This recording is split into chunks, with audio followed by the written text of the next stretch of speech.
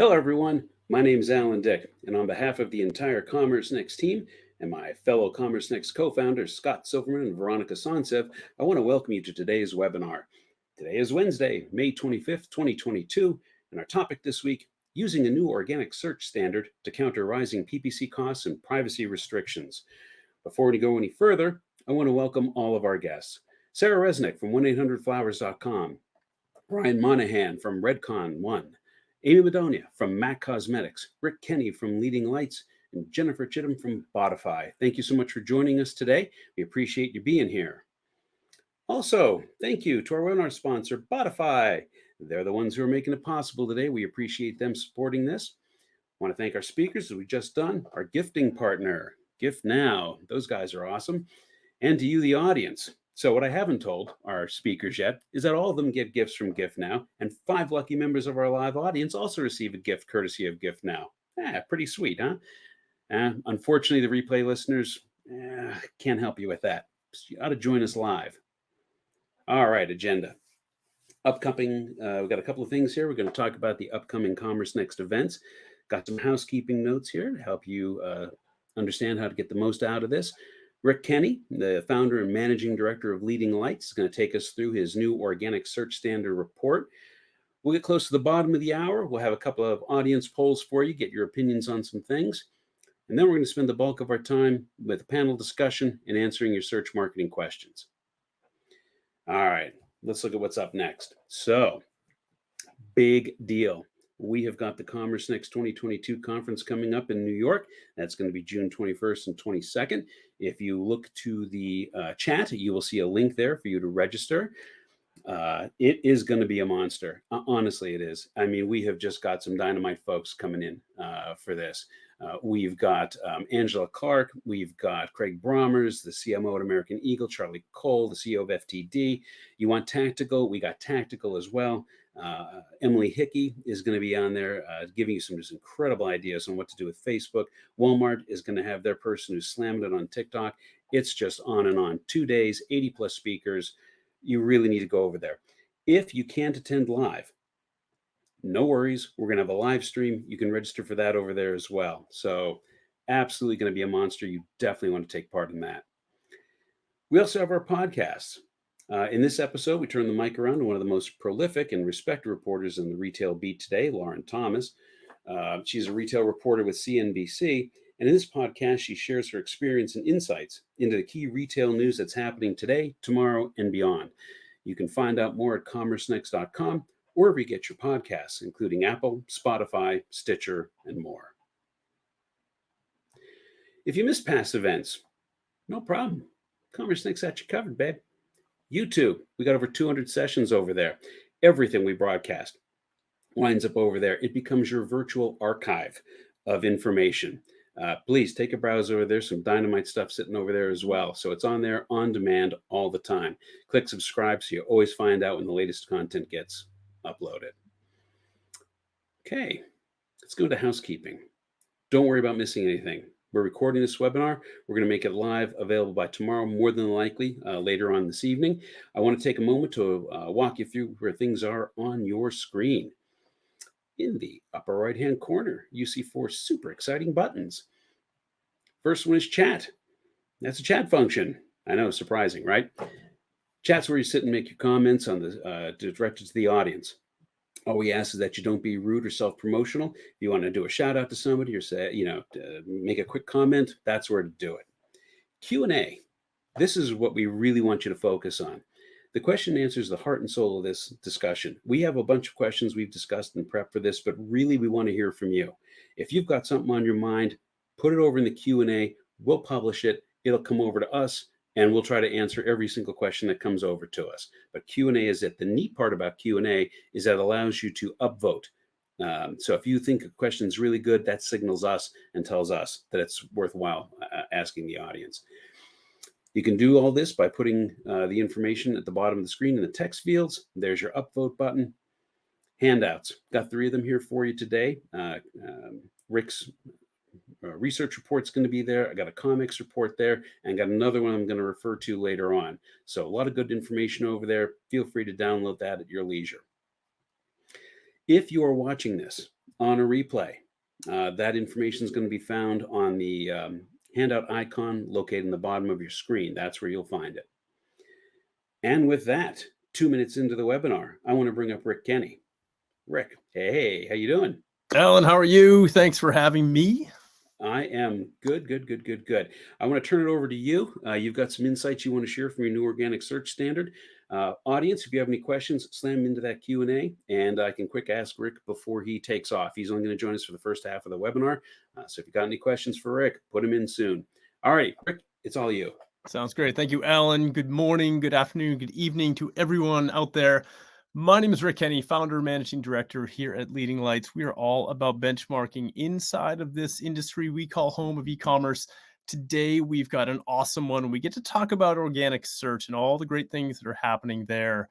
But I want to start with one of the realities that we are facing. And for the first time in decades, we are in a drought. We're thirsty for traffic, but we're not getting it in digital. That is a problem because we need to be filling the top of the funnel.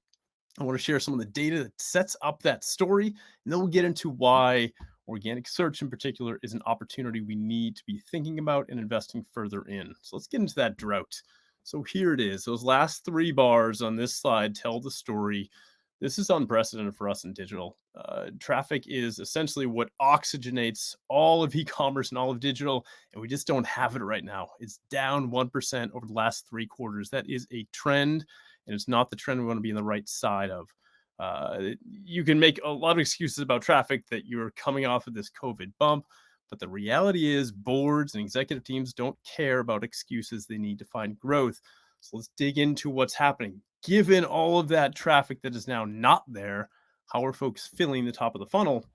Of course, you're turning to paid. And paid, whether it be paid search or paid social, is having an uptick. We're seeing more share of traffic coming from paid year over year than before. And that rise from 20 to 25% of all traffic, that's a significant bump in just 1 year. The additional problem, though, that we see, in addition to now paying for more, all of that paid costs more. And choose your favorite of house of eyeballs and visits here, whether it be Pinterest or the Meta folks or Google. It costs more. Your digital spend isn't going nearly as far as it used to.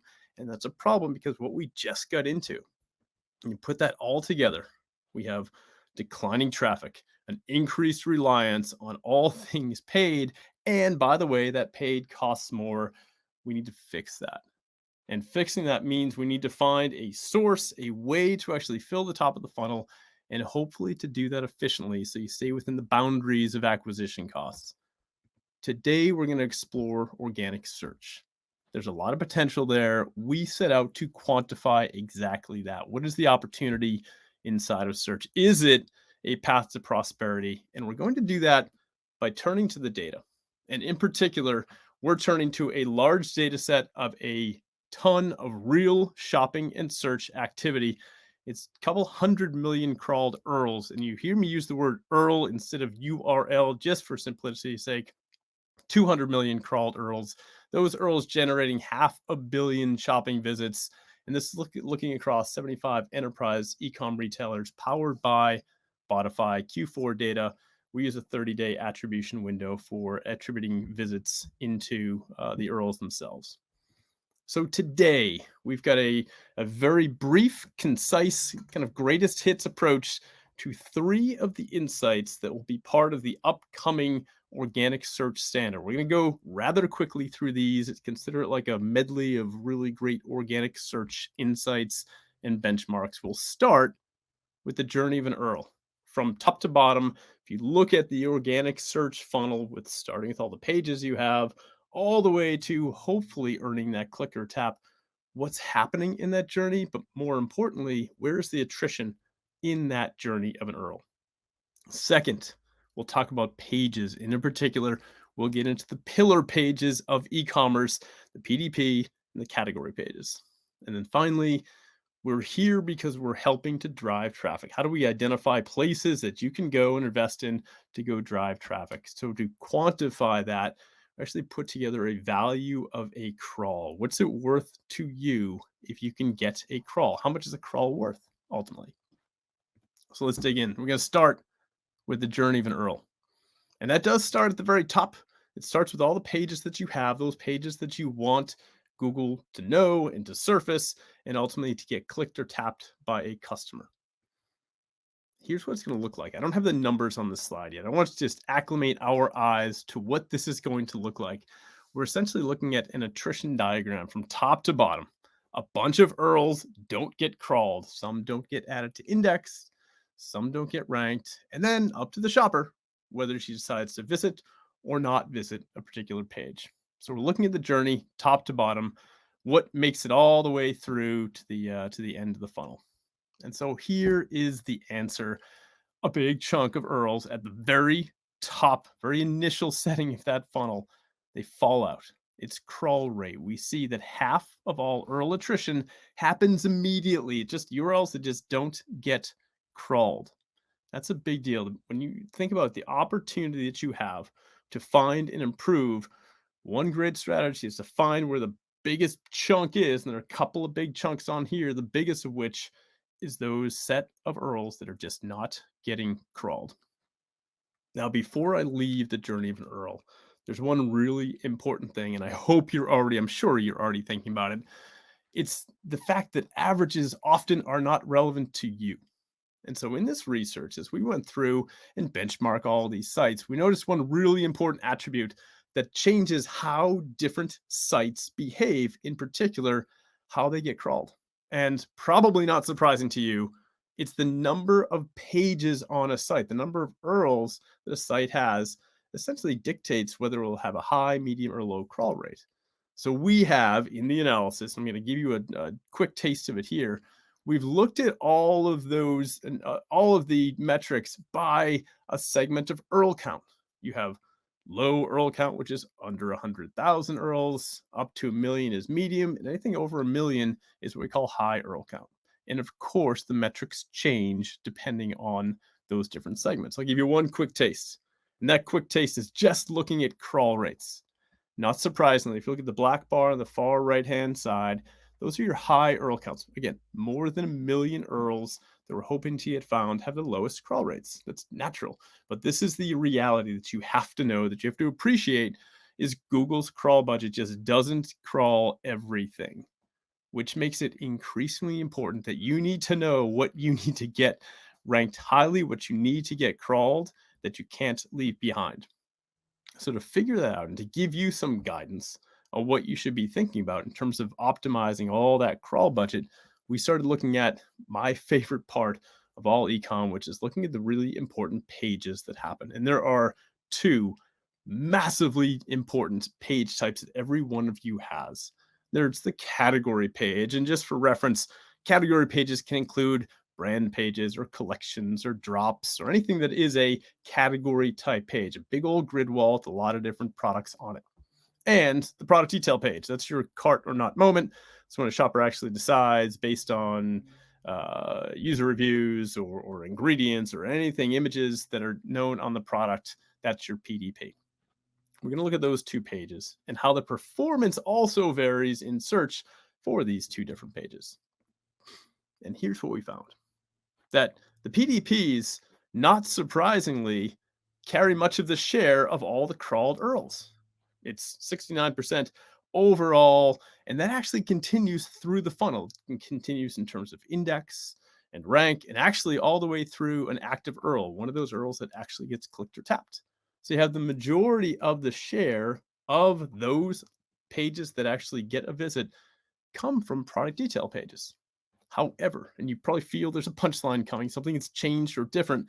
It's because category pages actually out-visit product detail pages. So PDPs, great. You get that long tail. They are fantastic at things like converting, but it's category pages that are actually contributing more visits to you. And if you look at the third horizontal bar, the last colored bar here on this graphic, you'll see share of total visits. The PDP is about 12. Category page is 33. And there's a big chunk of a gray bar. That's your homepage. Homepages, while you only have one, they contribute a tremendous amount of visit volume, which is why they are so important to you, of course. But when you're thinking about product detail pages And category pages, it is absolutely a mandate. It is imperative that you leave no category page behind because they contribute so much of your visit volume. They're absolutely critical to your survival and making sure that you fill the top of the funnel. And so, where does it happen and why does it happen? It is because of visit density. When we look at category page against PDP, that category pages actually contribute 11 times the number of visits than product detail pages.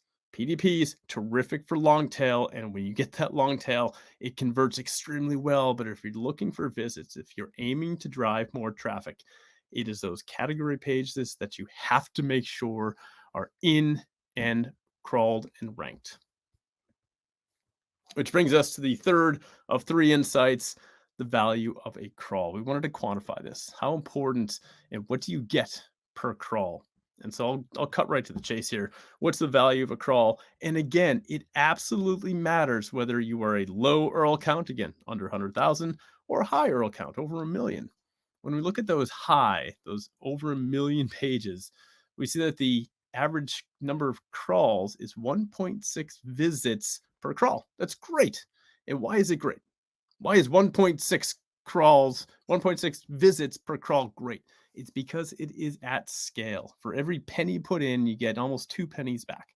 That is valuable. And at the appropriate scale of those high URL counts, think about that in terms of you get 1,000 more crawls. That is equal to nearly 2,000, 1,643 visits to be precise. So you're seeing the value of scale. That is what's happening with organic search is get the crawl, you get more visits per capita at that point. But let's go further because the way we want to look at this is we want to look at this through the lens of, well, tell me about incrementality. What can I earn if I invest and I work my butt off to make sure I get more crawls? What do I actually get? So we want to look at the incrementality here. And so if I can get one more percentage point in particular, if I can just boost my crawl rate by a single percentage point, and as you saw for those high URL counts, the crawl rate is about 37%. What if I can boost that from 37 to 38? What does that get me? And it's 2 really valuable things that we learned. 1 point of crawl rate is equal to 2.7% more crawls. And at that 1.6 visits per crawl, what does this get for you? What do you actually earn out of this? It's a 4.4% lift in the number of visits per known URL. You know the answer to how many known URLs that you have. So you have an opportunity by just boosting 1%. That scale opportunity is to earn 4.4% incremental visits. This is massive. And I'm not going to stand here and say this is a 25% growth overnight. It's not. But if you can earn a single point and that's worth 4.4%, that is a bet I will take. And that's something I'll invest in any day. So that's why crawls are so important. That's why you have the chance to actually end that drought and make it rain. At the end of that rainbow, there is opportunity. Opportunity to increase traffic so you can boost top of the funnel and do all that great stuff to drive customer relationships and customer lifetime value. But it starts at the top. If you are only focused on customer relationships, it's terrific. And I love retention and lifetime value. But if you don't fill the top of the funnel, you're on a path towards attrition. And it certainly is not acceptable by executive leadership, by yourself, and by the board. So 3 quick takeaways. Insights we learned from the organic search standard, which you will get a copy of when we release that in June. It's first about attrition. Where does it start? It starts at the top of the funnel. Half of all attrition happens at the crawl stage. If there's a place to actually go and impact, it is the top of the funnel. It is getting more crawls. That's where you need to have your effort. And you need to know which pages you have to have inside of that crawl. We made the case here today. The category page is critical. Leave no category page behind. I love the PDP. It provides great long tail and it converts well, but you have to make sure you're getting all those category pages ranked. Shoppers love them. Google loves them. And then finally, what is the value of a crawl? We just visited this a moment ago. You increase by 1 percentage point. You're driving 4.4% more visits per known URL. That's a big opportunity for you to get after. With that, I'm excited because we got a panel who's going to dig into all things SEO. The real life experience of some real SEO leaders are on right here. If you want more benchmarks, you can hit the QR code to go to the Leading Lights blog. We release every week with something with some of the great SaaS companies here that you see. So again, thank you for your time and go crawl. Yeah. So thanks for giving us that presentation. We appreciate that. If anyone needs to download the documents that Rick just gave us, please feel free to do so. They're over on the right-hand side. Rick had a quick question for you. How long do you think it's been since? I mean, I'll preface this question a different way. I was, as many longtime listeners know, I was a CMO at our family's business, online business. We sold reproduction bathroom fixtures. And one of the insights we had early on in like 2004, 2005 was that category pages were getting tons of traffic, but we couldn't convert them well until we moved higher converting items into the first positions. I was curious, do you see that this is still a missed opportunity for folks? Like, this is not something that's brand spanking new. It's just kind of missed. It's hard. The category pages suck in the track, but it's hard to convert. Do you have any thoughts on that? Yeah, it's interesting. In this world of e-commerce, we've got a whole bunch of different opportunities always presented with us. And generally, anything that ends in the word optimization tends to be a bridesmaid, whether it be site speed and performance, optimization loses out to other initiatives, conversion rate optimization loses out to others. And the same happens, unfortunately, with SEO. When you have search engine optimization, it's because when it goes to the altar and it's facing off against something like a brand new, shiny loyalty program or an omni-channel initiative, it usually loses out. The problem with that is real investment provides real opportunity with SEO. And we're seeing here at the scale of 1 percentage point equals 4.4. This is real opportunity to folks. And if you want to be basically best, if you want to drive a business forward, you can't just have a leaky bucket. And that's exactly what folks can fall victim to if you don't go and fix the top of the funnel, in particular in the crawl rate. All right, got a couple of questions from the audience. We're gonna move through them real quick. This is rapid fire time. Phil Seawall, Rick, Google shift to shopping has moved so much organic text off the first page. Impact. Yeah, I think we might see a little bit of that in terms of category pages, that the beneficiaries of that could be category pages. Shoppers love category pages because it gives them a chance to see a wide selection and it's not just a particular item. So I think that could have an impact. We don't have the measurement behind that, but it certainly feels like some of the category page data kind of backs that up. Okay. All right, next question. Question from Tracy. Fundamental question: how do we get our pages crawled? Tell you what, I'll save Jen from having to say Yeah, this. right on. Hire Botify. Sorry, couldn't resist. Rick, what are your thoughts on that one? I think it's absolutely right. Let's get the experts to talk about what's in the sauce. There are a few very basic things that can be done, speed and performance being top of the heap, to help getting page crawled for sure. And last question from Abby Whitmer. If we only have 40 PDPS, for example, and 30 collection pages, is it beneficial to have more collection pages or reduce them to have more content on them and avoid redundancy? Yeah, no, redundancy can hurt you, right? From canonical Yep. sake, you will be hurt Yep. by that. However, if you have those kind of numbers and if you can look at those PDPs, and I think Ryan's going to hit on this a little bit later here too, if you can almost stack rank your PDPs of what is driving traffic and converting, and almost put like a 2x2 grid together, that you have conversion on one axis and traffic on the other. The folks that are having high conversion but low traffic, those are probably opportunities to enhance on the product detail page as well. Those are kind of your hidden gems of some ways. Whether you should build and create more collection pages, that might be more of a keyword strategy to identify if there are certain words that you want to be tracking, you want to be ranking for. And with that, to actually create collections based on that at that kind of scale, you have an opportunity to do some real good things for collection type pages at that point. Cool. Rick Kenny, everyone, thank you so much for joining us today. Really appreciate you taking the time to be with us. Right on. Thank you. Right on. All right, we are going to move right along. It's instant poll time. And so if you want to see the results of this while you're on the webinar, just go to polls, go to close when we're done, and that will show you what the results were. I only have 2 questions for you today, and we're going to take our time with them. First one, how do you measure SEO? Open-ended question. You can choose all that apply. Keyword ranking? Is it revenue or conversions?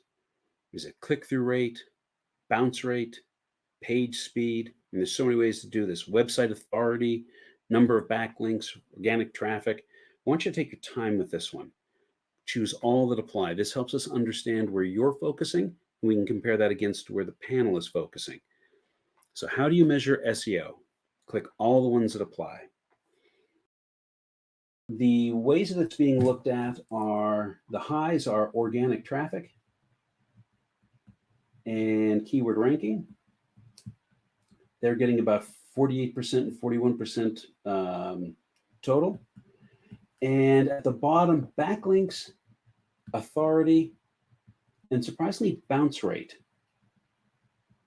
The percentage of site visitors who navigate off the site after viewing only one page, all of those are under 20%.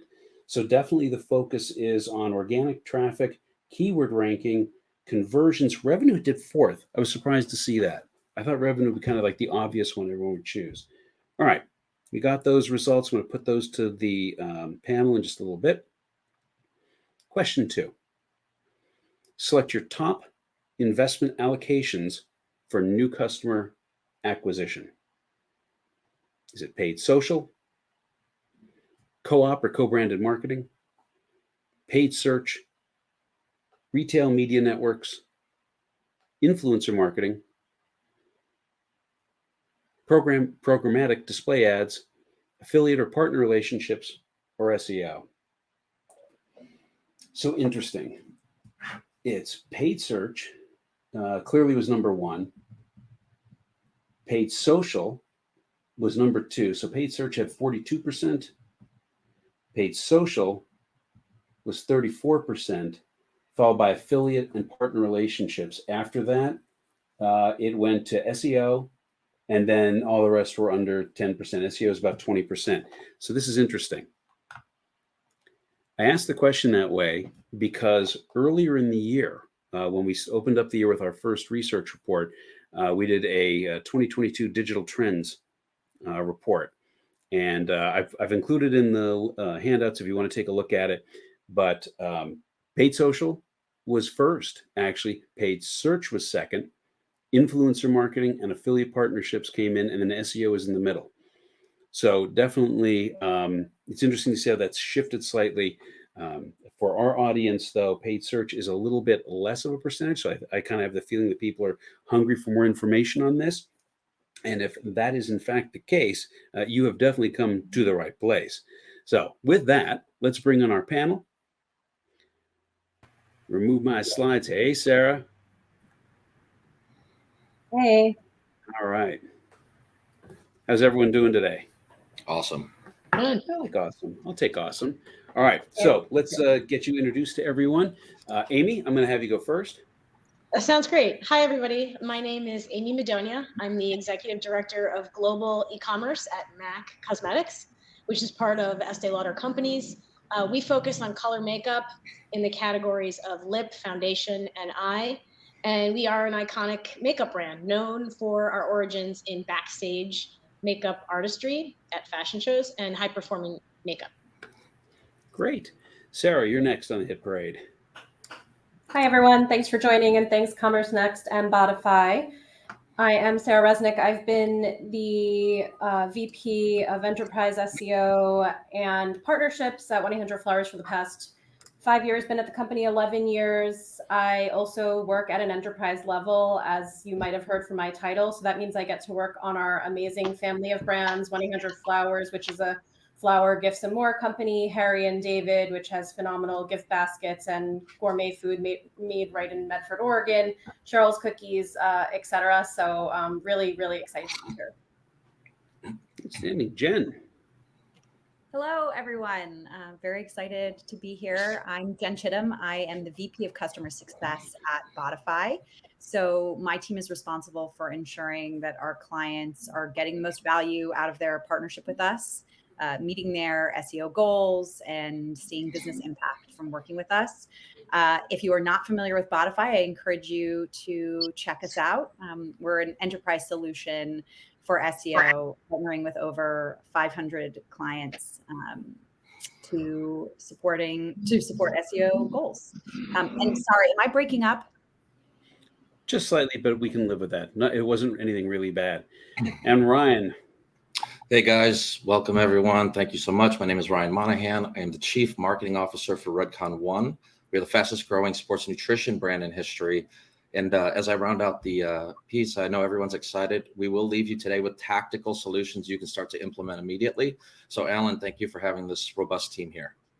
Well, I had to have all of you on board, especially you, Ryan, because you supply such great supplements. There it is. There's the product placement right off the bat. The FUBAR energy drink. Clearly, I've been drinking that this morning. Yeah, I really love your what's it, your snacks, your MRE replacement bars. Yeah, they're good. Anyway, so we move on. All right, so let's start off with the taking a look at what Rick was saying. Did anything Rick say stick out or surprise you? Amy, I'll start with you. I think you had some thoughts on that. Yeah, I did. The fact that product pages are crawled more than category pages was surprising and super helpful as we think about things. Like many companies, we spend a lot of time analyzing the consumer journey, and makes me think, well, what can I do to get more category pages crawled?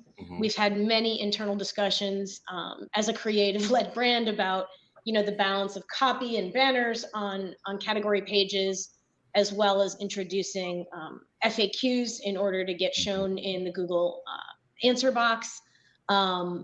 But thinking about SEO, that finding makes sense, right? Like the product detail pages are very content rich, and the category pages less so. So in many ways, perhaps it's about bringing some content to those category pages. Ryan, it looks like you're nodding your head there. I want to let you get in here. You're chafing at the bit. Yeah, I completely agree with everything Amy said. And then just one step back for category pages, and just in general, how we think about it from an SEO standpoint is really, this is where that guided solution comes in. So in our tactical solution for us, let's say we have protein. Somebody might want a vegan protein or a dairy-free protein. That category page and the content there, as we start to think about crafting it, yes, we want sales, but we also want to understand what the intent of the user is at that category page. Because then when they get to the product display page, now it makes sense. Oh, I'm here, I'm in the right place. So as we're crafting content that's on the category, we're trying to think of what solution are you looking for as quickly as possible. So that way, when we retarget you or anything along those lines, we already have an understanding of the solution you're looking for. I also think for me, one thing I always try to get people to think of asking themselves is, what would I search for to get to this page? Just so you can help differentiate how you yourself would search for it. There's so many different ways to search for things, but just knowing that there is a crawl rate to keep in mind, and not every single page is going to get crawled, and your most important pages, just making sure that they are properly optimized and search engine friendly, in addition to then user friendly. Jen, I'll let you round this out. Yeah, I think Sarah makes a great point about thinking about that rate. I mean, what I like about this analysis is that it brings a business context to what everyone's trying to achieve with SEO when you're thinking through the funnel. And crawl rate on its own might not mean that much to execs or those outside of SEO, but being able to think through what improving that metric means for the business in terms of the end conversion and the ability to drive traffic is really helpful. And then I think benchmarking generally, if you look at your crawl rate, it can be hard to know what is good, what is bad, where do we stack up? So giving you a sense of where you may be relative to the rest of your industry or similar clients of similar size can help give a sense of how much opportunity there is to improve on product pages, on category pages, and really make meaningful impact to your traffic. Yeah, it's interesting. I think when we were having our prep call for the audience, we always have a long prep call before we go live, and it's interesting to kind of see what bubbles up. To me, it seemed like there were two broad areas of focus here. Basically, the strategy, like what content do you want to get indexed and why do you want to get it indexed? And there's the kind of the tactical and technologies. How do you actually get it indexed and searched? And Ryan, you had some thoughts on that. I kind of want to start digging in here a bit. Yeah, absolutely. So I'll preface with something that all of us that are into any form of marketing, regardless of size of business, 2022 hit and Facebook changed the world when Apple and Facebook started fighting, and Google is changing the way that they think about stuff. So just in general, step one, kind of how we start to think about technology. We took a step back and really started to reverse engineer what's the user's journey? Why are they coming to us? What are they actually looking for? So for our business, we started to look at, okay, yes, there are kind of these crutches, whether it's the pixel, we understood exactly where they were in the funnel. We can't see that anymore. And so with that, we started to look for alternative solutions where we were less dependent on external sources like Google or Facebook, and turned to solutions like Segment, which allow us to cross-stitch the data. So let's say Sarah is looking for, in my case, a protein. She happens to like vegan protein, and she might have done a search on her mobile phone. Then when she gets home, she comes on desktop. Once the lights turned off with Facebook and Apple, everything kind of went dark. Segment's a tool that we started to kind of pull these pieces in and say, wait a minute, these users are still following these paths. So we kind of did a macro look at the business and said, okay, what solutions can we solve through content? How do we get them there faster? And then really rethinking, where's the juice worth the squeeze? So that's part one. And then really part two is SEO as a whole. Really, the more revenue we drive is when we partner and team with our UI and UX teams and our copywriting and content teams. So we stopped trying to treat them separate and apart and really driving them together to say, okay, how can we reduce touch points, or what's the redundant copy that we can kind of modify to get them to the solution faster? And then in post-purchase, sending a little bit more information to really reaffirm that they made the right decision with a little bit of information. So let's say the normal path took 3 pages, but they only went to 2. Sometimes we'll look at that and send that through a follow-up email in the post-purchase. Interesting. Sarah, you're looking at this from the enterprise level. What are your thoughts here on the strategy? Yeah, I agree with everything Ryan said. I think that there are a lot of different ways to make sure that you're optimizing accordingly. And I know that Ryan also mentioned intent being such a big part of all of this. So I also see there was a question here too, where how do you find the intent of keywords? And I think over time, the search engines have been trying so hard to try to have that user experience of, are you searching for flowers to deliver, or are you searching to learn about flowers? Mm-hmm. And how do you kind of differentiate that content? I think categorizing it is really, really important. So what are your drivers of keywords? Obviously, one thing in SEO, and I'm sure everybody knows this, but in 2011, we lost the ability to see exact information for our keywords of what was driving revenue. So with SEO, it's a lot of, that's why it's, I think, often called an art and a science, where you are trying to kind of like pick together pieces and put them together. So looking at the keyword intent based on what you do have available, the page intent, what is content, what is commerce, how do you make sure that you're kind of focusing on that Google expertise, authority, trust model, along with your commerce, and adding value while people do shop, since I think e-commerce has evolved for more than just selling a product online. Yeah, absolutely. We're going to get to Eric's question in a second. Sarah, you referenced it, but I want to let Amy come in. I think Amy's got a 3-prong approach here. Did you want to chat about that, Amy? Yeah, sure. So at at a high level, our SEO strategy is 3-prong, and it starts with research in order to identify opportunities that relate to makeup and our subcategories. And that includes some first page analysis and understanding any content gaps, as well as like the requisite keyword research. And then trying to work those elements to come up with what's a consumer friendly hook. Then the second part is obviously the content creation. And then the third part, and the last part, is about measurement and monitoring. All of this is new and in progress for us at Mac. And as a global org, we're providing keyword targeting by page type, and we're providing specific metadata and SEO checklists, as well as best practices as far as CMS to help page speed, because through our CMS, we're finding that across the globe, we're not necessarily choosing the right options within our CMS tools to optimize speed, which we know is an important element. And then, acknowledging that a lot of this is areas where we have, progress to be made. But this is our strategy in going at SEO as an organization. Mm-hmm. So, Ryan, I want to come to you, because Eric was asking, this question was directly for you. And thanks, Eric, for asking it. We love when the audience asks questions. This is what we live for. This is the fun of it. So the question was, Ryan, what kind of tactics are you using to determine user intent and interest on the PDPs for the I'll get it out, for the purposes of retargeting? What kinds of tactics are you using to determine user intent or interest on the product display pages for the purposes of retargeting? That's all you, Ryan. Awesome. Yeah, great question, Eric. So I'll answer it in two different ways, both of which apply to any size business.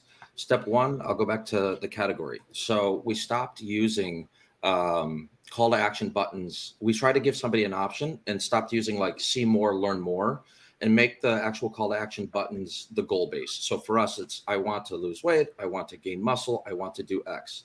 So they could be in the same solution, and just using a simple tool like Hotjar, where it's tracking, okay, X amount of users who clicked on this also converted and bought this. So just very simple, basic. You can kind of set up a funnel built within Hotjar, and that's step one.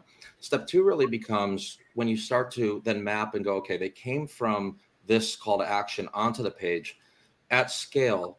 So I'm not worried about the individual user, but at scale, the people who came from that goal, where are they spending the most amount of time on that page? So are they scrolling down 2/3 and they're stopping and reading, or what are they clicking to learn more about? And so just in the very basic, that's going to be step one, is category intent into it. And then if they land on the PDP, if that's the first entrance page, because not everybody enters from category, now where are they stopping and spending a lot of time? So to answer that really simply, it would be look at your funnel and look at kind of like what's the catalytic event. Like for us, it could be a relationship change. I always use a joke that somebody could be married for 10 years, never went to the gym. First way to tell someone's getting divorced, they get a gym membership. And so we see a lot of those customers entering the marketplace, and their intent is very different from the guy who's going to run a turkey trot for Thanksgiving. So I'm looking for a short-term solution. I'm looking for a lifestyle change. And then we go one step further and say, okay, what's the objections to that purchase? So I'll use Alan hypothetically is joined a gym. He's getting divorced. I'm super sorry, Alan, that happened. But the normal objections like flavor or price are less important. He's looking for efficaciousness and availability. If you take a different direction, like a 5K, somebody's looking to kind of get in shape.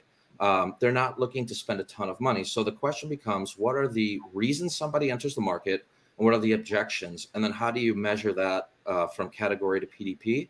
And my answer to that would be probably like a tool like Hotjar. Right. Amy, you have some thoughts on having a strong keyword strategy throughout all stages of the funnel. What are your thoughts on having a strong keyword or SEO strategy throughout all of the funnel? Yeah, for us, since we're an organization that's very focused on new products, we have an NPL process, a new product launch process.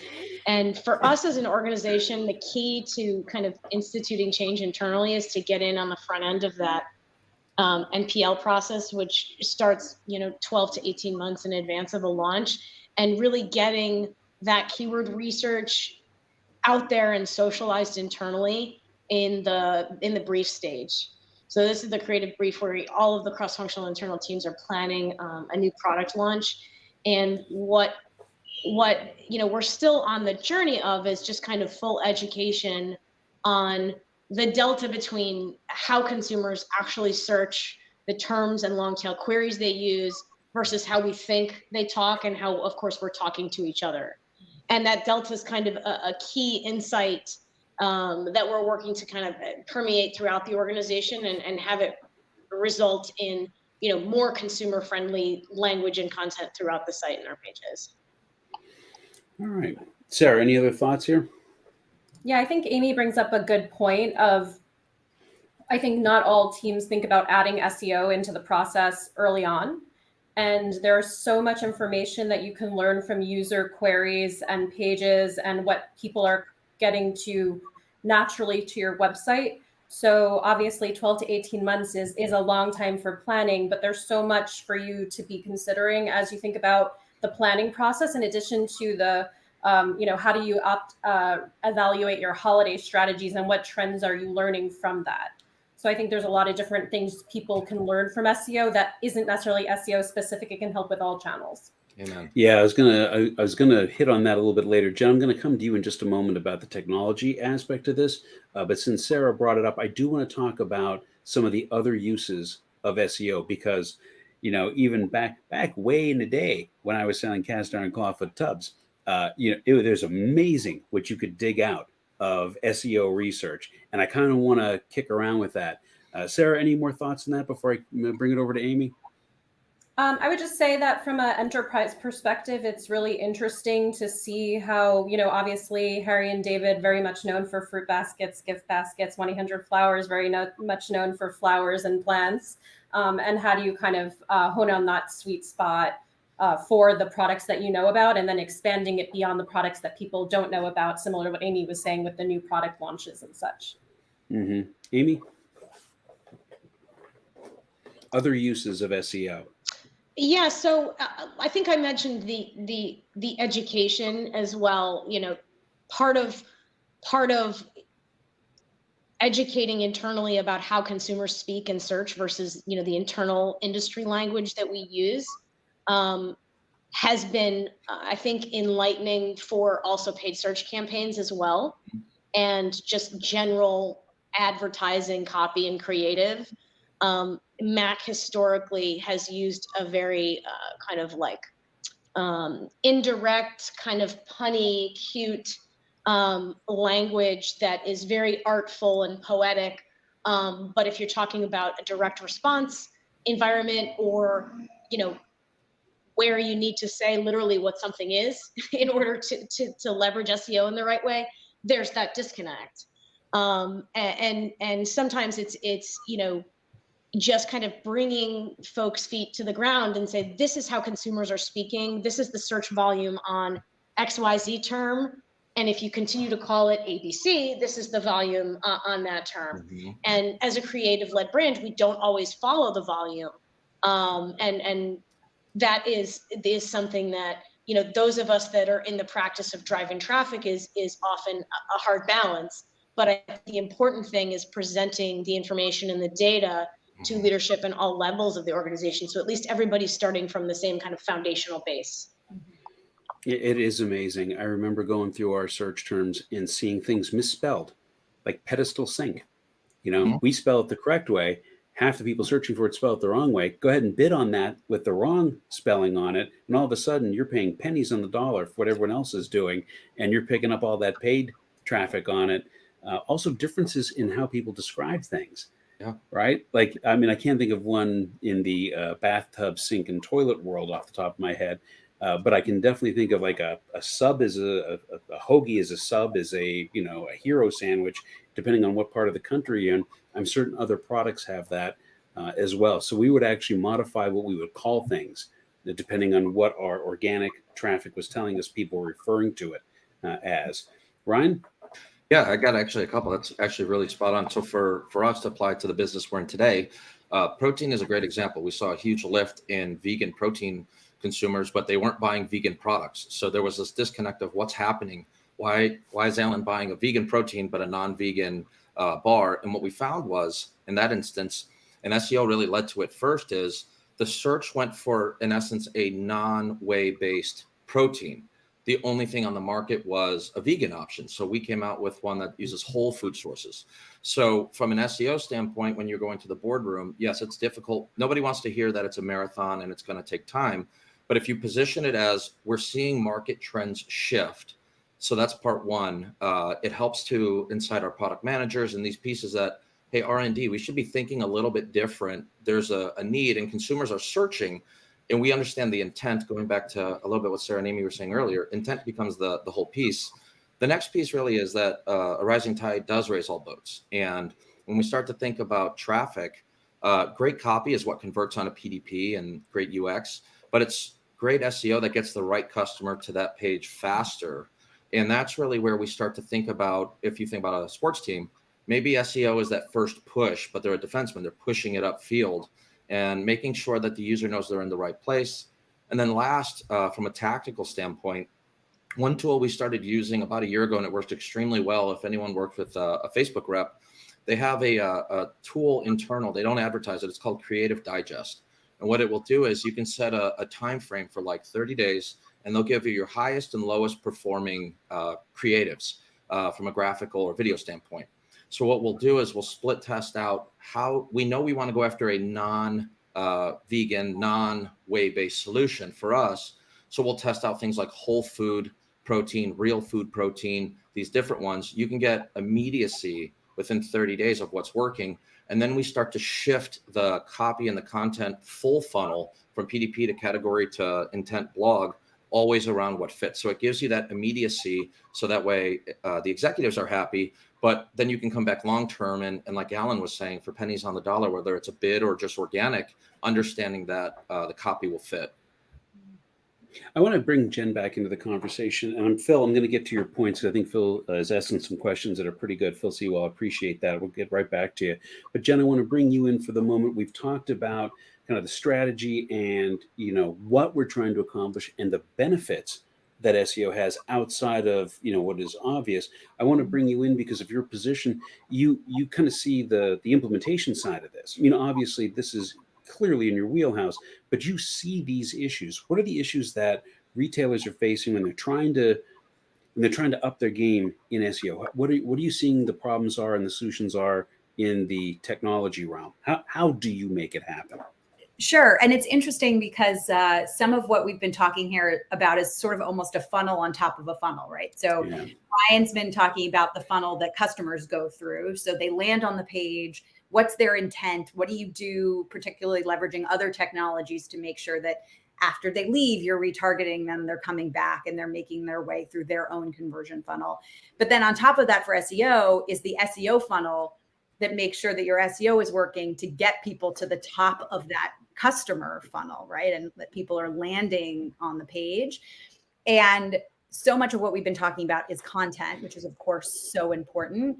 But if we think about Rick's presentation, the earlier stages of that SEO funnel are so critical. And given what we're seeing with the increased pressure around other channels, around paid, and the importance of focusing on SEO, a lot of our clients are starting to realize that there is tremendous opportunity within the technical SEO further up funnel to make sure that you are getting more URLs down there where content can have an impact, right? Because as much as you may be focusing on your content and making that as great as possible, if at the very top, you're not even being crawled, it's never going to make a difference. And if you think about a funnel generally, the more you widen it at the top, the more opportunity you're going to have later.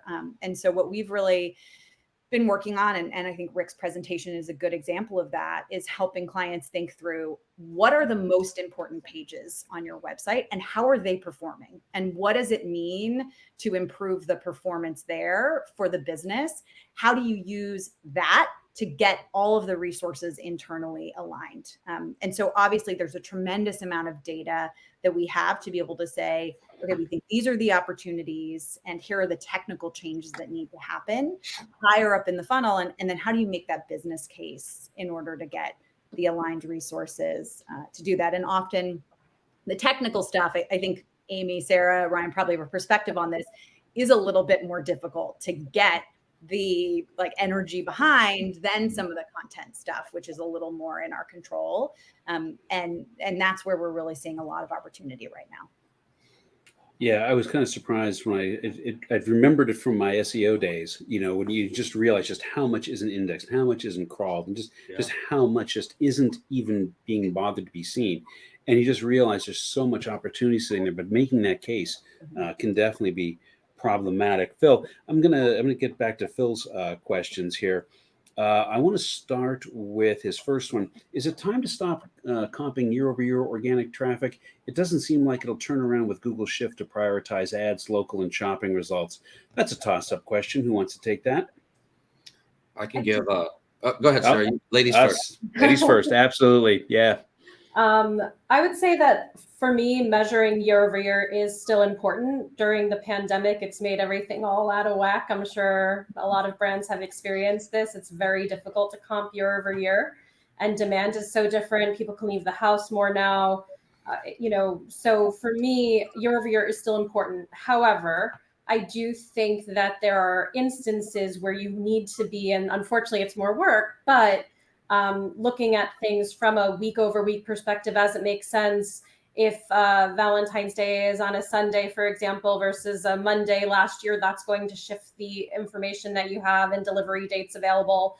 So I think different instances have different priorities. So I don't think getting rid of year over year for organic traffic, but I think there are interesting stories that can be told through the data looking at different locations. So look at different locations and different date ranges, I would say still.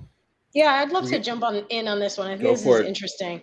So, I think primarily we're more concerned, generally speaking, and universally on comping sales and whatever our targets might be.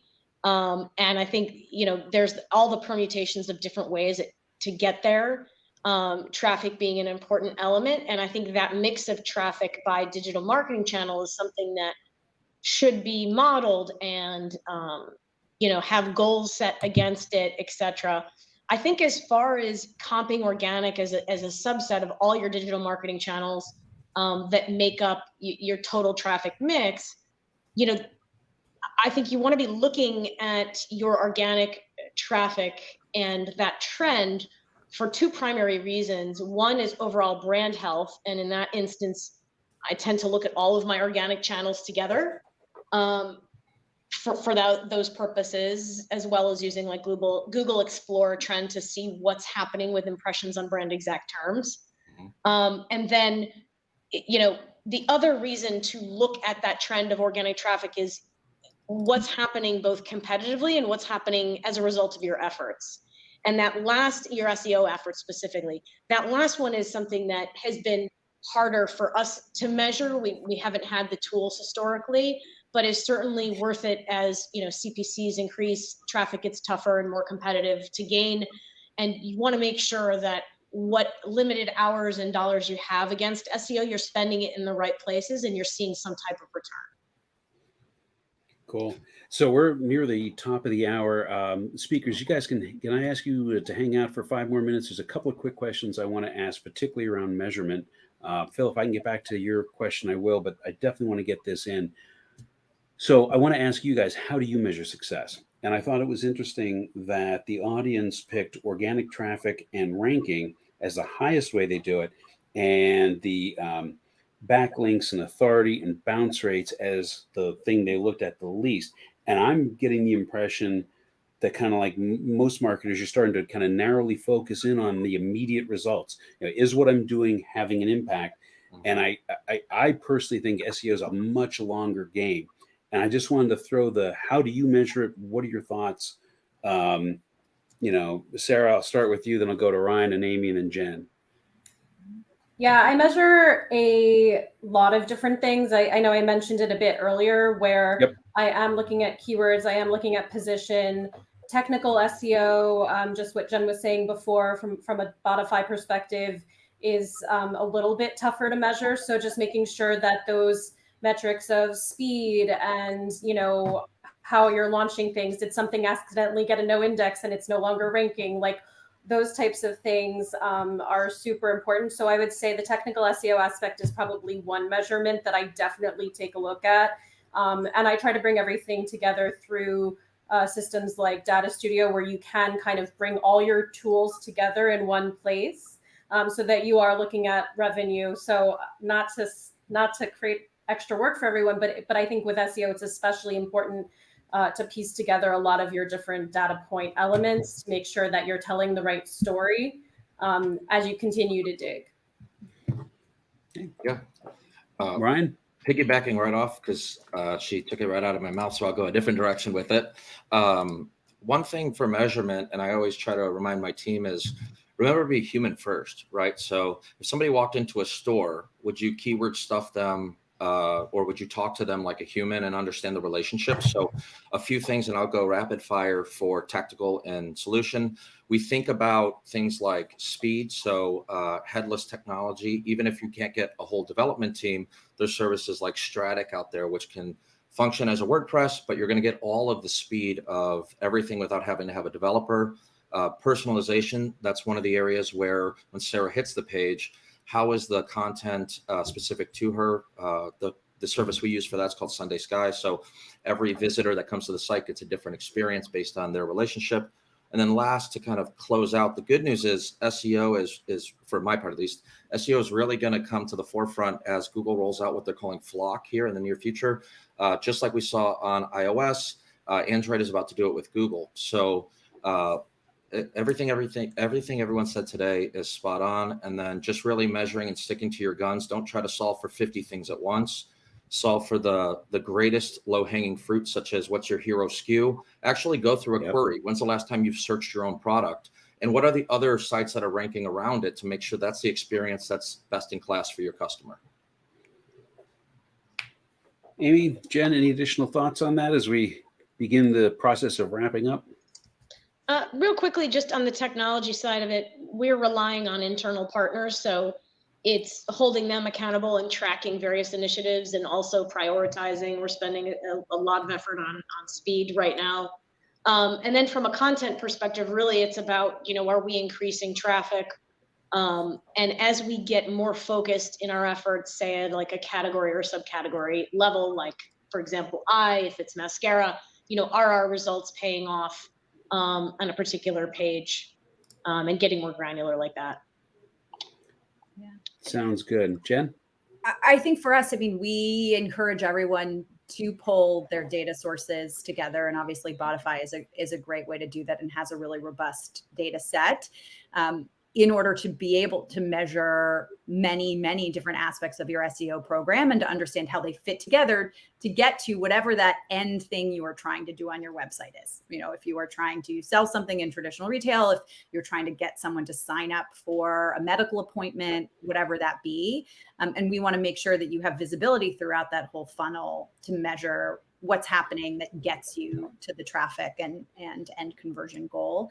And I would challenge everyone to say, do you feel confident that the pages that are most important are being crawled and indexed and ranked? And to Ryan's point, if you have those really important pages, how are they performing? Because that's going to be the most important thing for you to know and to work on. And obviously, we're always here at Botify to chat about that with people who are interested. How'd you get in Hey, no, totally fair. Totally fair. There's a bunch of questions we had planned. I know we had extra ones from our audience. I'm so sorry we ran long trying to get these extra questions in. I will say that Botify is one of the sponsors over at the CN22.